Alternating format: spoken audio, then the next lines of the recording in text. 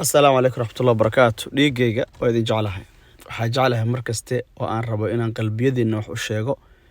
inaan tago meelo qurux badan ama meelo indhaha soo jiidanaya qalbigana u roon. Taasi waa qiimaha aad ii leedihiin. Sidaa darteed maanta waxaan idiin soo gudbinayaa maalmahan inay ku jirno waa maalmo qiimo badan oo uu doortay Allaha qiimaha iyo qaayaha badan. Allaha raxmaanka ah ee naxariista badan ka ina abuuray ee markasta inagu yeedho waxa danteena ay ku jirto. waa maalmo uu doortay isla markaana uu inoo hadiyeeyay 10 maalmood waxaa haleela mid Ilaahay khayr la doonay waxaa ka taga mid Ilaahay subxaanahu wa ta'aala khayrka uu ka qadiyay waxaa qiimeeyay midku Alle qiimeeyay waxaa ka taga mid uu Alle qiimeeyay 10 maalmood waa maalmo rabbiga cirarkaas iyo dhulalkaas iska leh uu qiimo gaar u yeelay waa maalmaha camal la sameeyo kuwooda ugu khayrka badan waa maalmaha acmaasha la sameeyo jannada guryo qurux badan la iskaga dhiso beero indhuhu ay ku doogsadaan oo ay ku raaxaystaan Ilaahay subxaanahu wa ta'aala uu qofkii acmaal wanaagsan la yimid Ilaahay uga dhiso waa maalmo Ilaahay acmaasha ku laban laabayo aawe walaalahaygi dhibana ee ka sheeganayay guur la'aanta iyo caafimaad la'aanta iyo dhib walba haysto waa maalmihii laga faydi lahaa walaalkayga muslimka ama walaashada muslimada ah waxaan ku farayaa oo aan ku leeyahay oo qalbi ku jecel oo ku soo tabinaya maalmahan waqti badan gali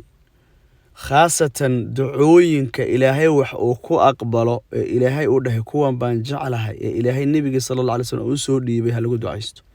sida ducada uu yiri nabi Muhammad sallallahu alayhi wasallam la ilaha illa anta subhanaka inni kuntu min adh-dhalimin ducadaas oo ah ducadeen ila oo nabi Muhammad sallallahu alayhi wasallam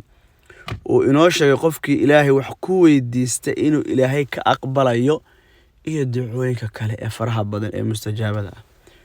walaalkayga inaad guul gaadho inaad farxad hesho inuu Ilaahay subxaanahu wa ta'aala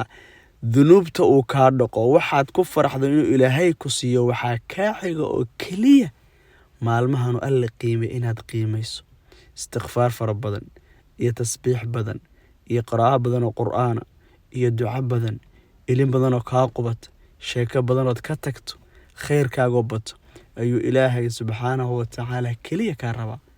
marka ay bataan oo khayrkaagu bato oo farxadaadu badato oo bimaana waxaan ka wadaa waqtiga aad gelinaysa dhikriga Ilaahay oo bato farxadaada badanaysa caafimaadka badanaya cadowga jabaya wax walba oo Ilaahay subxaanahu wa ta'aala aad rabtana uu ku siinaya khaasatan walaalahayga xanuunsanow haddaad rabtaa inuu rabbi noloshina idiin nuuriyo rabbahaynoo nuuriye ducooyinka aynu ku dadaal iyo dhikriga Ilaahay subxaanahu wa ta'aala uu jecel yahay